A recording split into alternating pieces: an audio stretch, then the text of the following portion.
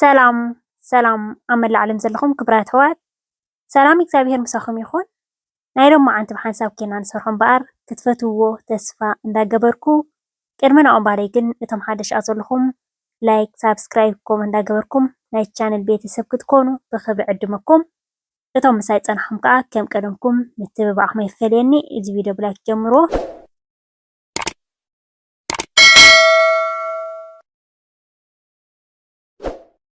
ናይ ሎሚ መዓልቲ ብሓንሳብ ኬና ንሰርሖ እምበኣር ፈውሲ ቁሪ።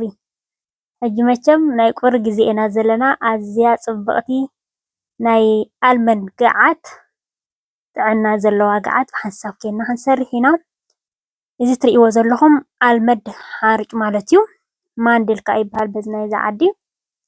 እዚ ብጣዕሚ ፅቡቅ ዝኾነ ሓርጭ ንጥዕናና ኣዝዩ ብሉፅ ዝኾነ ሕጂ ኣብዚ እንተደሊና በይኑ እውን ክንጉዕቶ ንኽእል ኢና። እንተደሊና ቁርብ ስገም ክንገብረሉ ንኽእል ኢና። እንተደሊና ሃፋፍ ሎኮን ቁርብለይ ኣጃ ማለት እዩ። ሕጂ ኣነ በይኑ ኣይጉዕቶን እየ ቁሩብ ኣጃ ክውስኸሉ እየ ንዓኡ። ማይ ከዓ ኣብዚኣ ኣፍሊሐ ኣለኹ ማለት እዩ። ከምዛ እትሪእዋ ዘለኹም ፈሊሓ ኣላ። እቲ ብዝሒ ንኣብነት ሕጂ 300 ግራም እንድያ እዚኣ ንኽሽየጥ ብጣዕሚ ናይ ኣልመንድ ክኸብር መዓት እዩ ተሓሪጩ። ዳርጋ ንዚኣ 300 ግራም ሲ ካብ ርብዒ ቁርትለይ ዝያዳ ዝኾነት ማለት እዩ። ኣነ 5 ኪሎ ይኾን በቲ ካልእ ሓሪጭ የግዝአካ እዩ።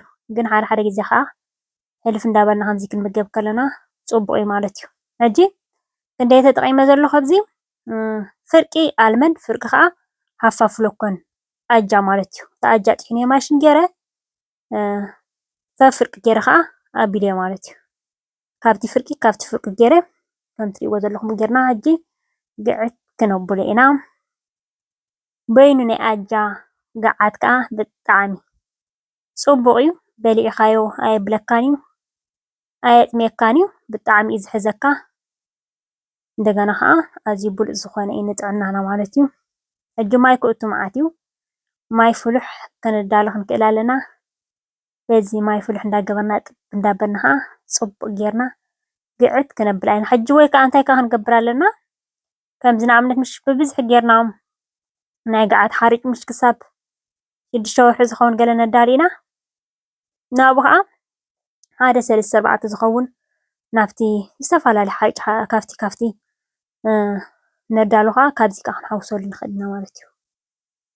ከምዚ እትሪእዎ ዘለኹም እንዳገበርና ሕጂ ማይ ውዒና እንዳገበርና ከይዲ እንዳበልና ብጣዕሚ ክተርር መዓት ገና ከገብረሉ እየ ከማን እምበር ከም እትሪእዎ ዘለኹም ብጣዕሚ ተሪር ዝኾነ እዩ። ንደቅና ንዓና ከምዚ ግብር ኣቢልና ቀዳመ ሰንበት ድዩ ዝተፈላለየ ዓበይቲ ኣውደ ኣመታትና ድዩ ንኽትሪኦ ደስ ይብለካ። ንኽትምገቦ ከዓ ናይ ጥዕና ዝኾነ ማለት እዩ። ከምዚ እትሪእዎ ዘለኹም ሕጂ ፅቡቅ ገይረ የብል ኣለኹ።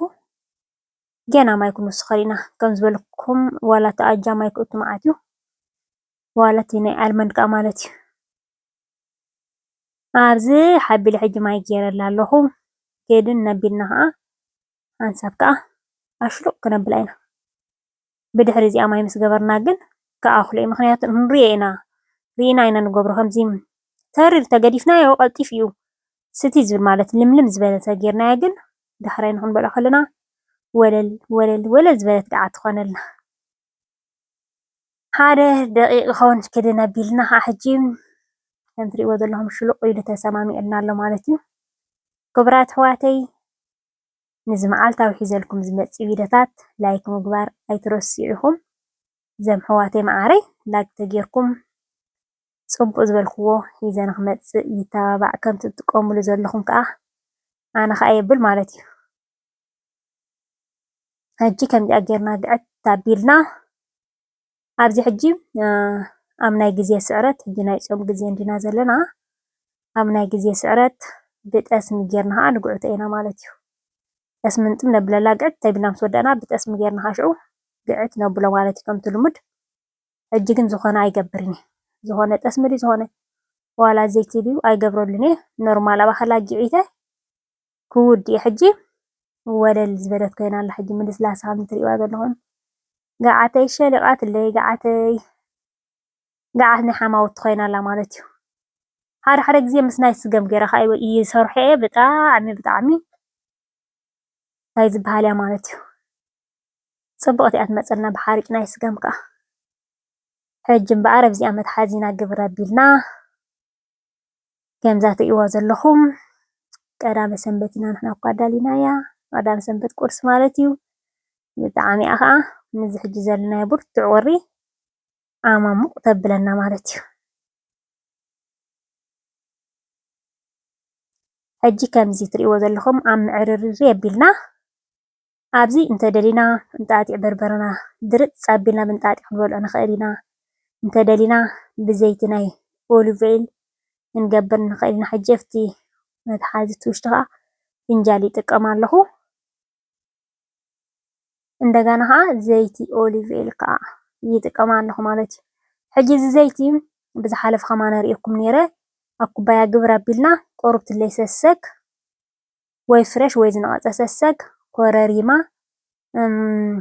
ፀሊም በርበረ ቁርብ ጌርና ኣብኡ ክነብሎ ንኽእል ኢና ቁርብ ኣነ ግን እቲ ቀመም እቲ በርበረ ዝጥቀመሉ ዘለኹ ብጣዕሚ ብዙሕ ቀመም ዘለዎ ብኡ ጥራይ ግብረ ኣቢለ ንሎማዓንቲ ስቒለ ኣለኹ ማለት እዩ ከምዛ ትሪእዋ ዘለኹም ኣኹስ ኣቢልና ናብ መኣዲ ጣውላና ከዓ ተደሊና ምስ ቡናና ግብረ ኣቢልና ተደሊና ምስ ውዒት ሻይ ግብረ ኣቢልና ቁርሲ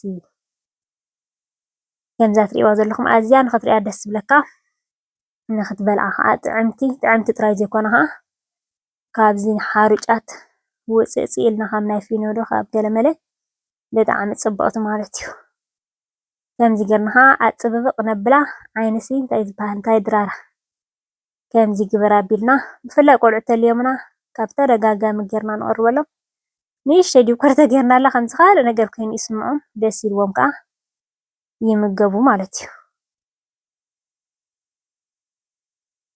ከምዚ ትሪእዎ ዘለኹም ንኽንምገባ እያ ተሪፋታ ፅብቕቲ ዝኾነት ገዓት ክቡራት ኣሕዋተይ ከምዚ ግብረ ኣቢልና ሓደ ግዜ ቅያር ክኾነና ይኽእል እዩ ብሓንሳብ ኬድና እንዲና ሰሪሕናያ ብሓንሳብ ኬድና ከዓ ንቐደም በሉ ብውዒት ኣብኣ ከሎ ናባኹም ክቡራት ኣሕዋተይ በፂሓትኩም ዶ ብዝኾነ ብጣዕሚ ጥዕምቲ እንደገና ምጥዓማ ጥራይ ዘይኮና ክትጥዕሙ ኢና ንሪኦም ማለት እዩ ኩሉ ግዜ ገዓት ብፍላይ ከምዚ ናይ ፊኖታት ዶ ገለ ከምዚ ንበልዕ እንተኮይንና በቲ ንጥዕናና በቲ ከዓ ምስቲ ጠስሚ ምስ ናይ ርግኦ ብፍላይ ንገብሮ እንተኮይንና ከቢድ እዩ ፍኹስ ዝበለ ገዓት ክንበልዕ ከለና ግን ፅብቕቲ ንሎማዓንቲ ዝኾነ ኣብዚ ተኣኽለኒ እዩ ጀሚረ ክሳብ ዝውድእ ዝኸታተልኩምኒ ካብ ልበየ ዘመስግነኩም ክትኣቱ ከለኹም ላይክ ተረሲዕኹም ኣብ ምውፃእኹም ላይክ ኣይትረስዑ ብኻልእ ትሕዝቶ ክሳብ ዝምለሰኩም ሰሰናይ